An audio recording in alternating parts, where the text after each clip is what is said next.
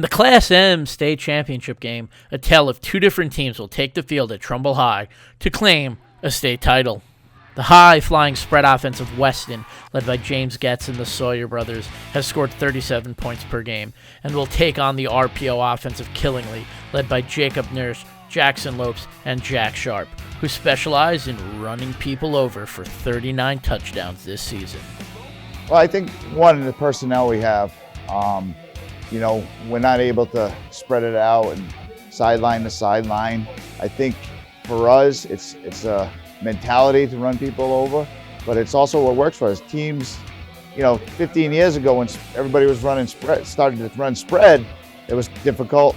It was new, how to defend it. Now everybody runs it, so it's similar. There's not many teams that line up in 21 personnel with a tight end and fullback and got to prepare for that under center. So it's not, we're an oddity when it comes to that. So I think, that's what works for us. And, the spread's great and it's tough to defend, trust me. But it also keeps other offenses off the field and wears down on teams. So it works for us. Making it this far into the postseason has become an expectation in the not-so-quiet corner of Connecticut. Killingly has made it to the semifinals in each of the last 5 seasons. That's not too bad for a program that hadn't been to the postseason since 1996 before this impressive stretch. Well, I think it started in 2014 with that group of kids. We lost like 5 games by a touchdown or less, and we were getting closer and closer as a young group. And the offseason was tremendous in the weight room. And we came in and they won the ECC weightlifting competition, and then it was off from then. Those kids bought in. They set the tone for the younger kids, and the younger kids kept building on it, and they just want to keep it going. It's an incredible story we have right now. This town has never seen anything like it. Going to state playoffs 5 years in a row, going to semifinals 5 years in a row. And a lot of it comes down to, really I believe it's just our character. We work hard, and it's a lot of the off-season grind. It's lifting every day out of 9 months. Just Coach Neal plays a big factor. He gets us ready, mentally prepared. He always says that it's the character that really wins the game. That's not too bad for a program that hadn't been to the postseason since 1996, before this impressive run started. What has helped Killingly get back here year after year? Running the ball. Yeah, we drive by the farm, see the kids carrying the hay, or chopping wood out in the forest out here in Northeast Connecticut. But we just the kids buy into what we're doing, and they work hard in the off season, and they want to be the next great back, and that's really what it's come from. Is Penn State used to be linebacker you, and Killingly wants to be running back you. Austin Cafferty, Spencer Lockwood, and Nassim Harriet have been the standout running backs for Killingly during this stretch. Sophomore Sharp has stepped into that role of being the top back, as he is closing in on 2,000 yards this season. Yeah, we knew he was, we knew he was talented as a sophomore. Going into a sophomore year, he had a great freshman year. He had some carries for his last year, but he put on some size in the off season. Really, hit the weight room, and as the season gradually moved on, he got more and more touches, became more and more confident, and it's been just a tremendous back for us.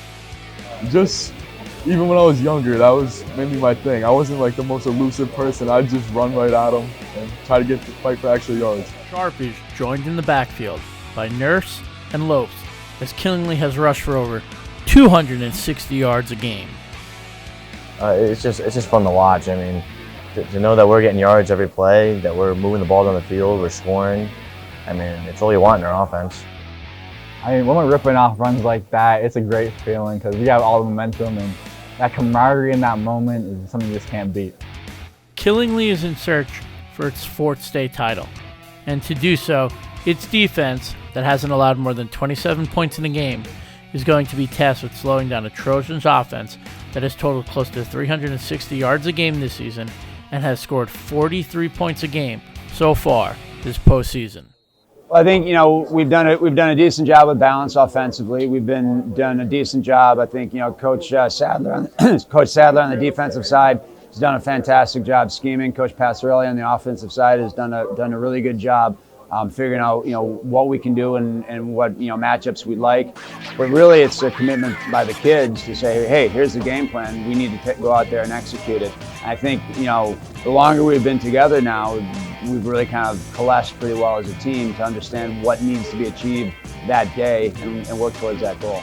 3 seasons ago, when Dan Hassett took over the program, he gave the keys to the team to this current group of seniors. And their mission was to win a state title, the first in program history.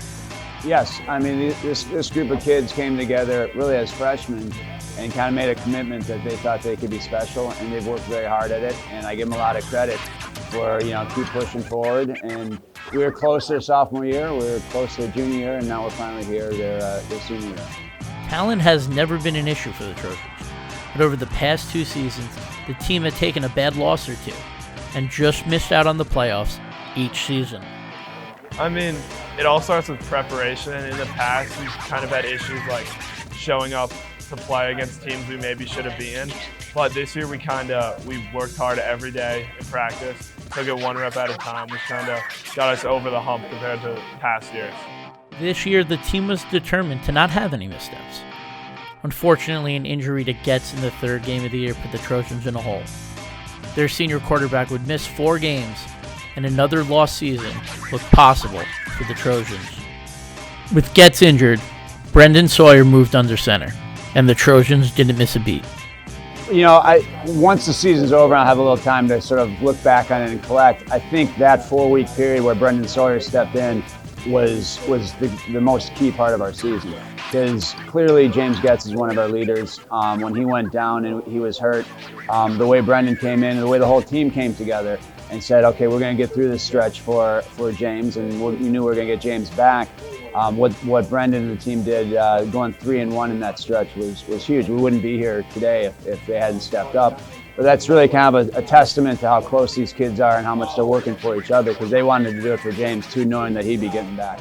A huge part of that, I think why it's such a critical stretch is if you look at weeks 1 through 3, especially week 3 against Northwest, and even week 2, we weren't as fundamentally sound against Hill House. But then when I stepped in, we didn't have Jimmy, who I'll put him up against anybody in the state, but without him, other guys had to espep up, especially, and it really made our whole team itself stronger as a unit, because everybody had to do their job more and more. So I think our whole team grew so much from that, because it wasn't just Jimmy tossing it around all the time. It was everybody if you look at our run game, last year we ran for maybe 1,000 yards all season. This year I think we have 2,000 rushing.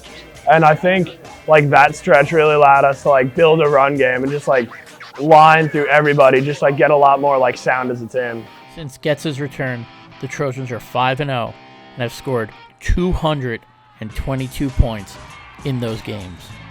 I think so, yeah. I mean, Brendan, Jack Sawyer, Dan McGuire, our 3 other captains kind of put it together. I mean, we didn't really have any complete concrete game plan changes other than winning 1 week at a time. I mean, our offensive line did what they had to do and what they've been doing the entire season, dominating the line of scrimmage. I mean, our defense stepped up big in most of those games, allowing under 14, 20 points, so that always opens things up. The Trojans' motto all season has been to win the next game and not look ahead. But with one more game left on their schedule, this is their moment.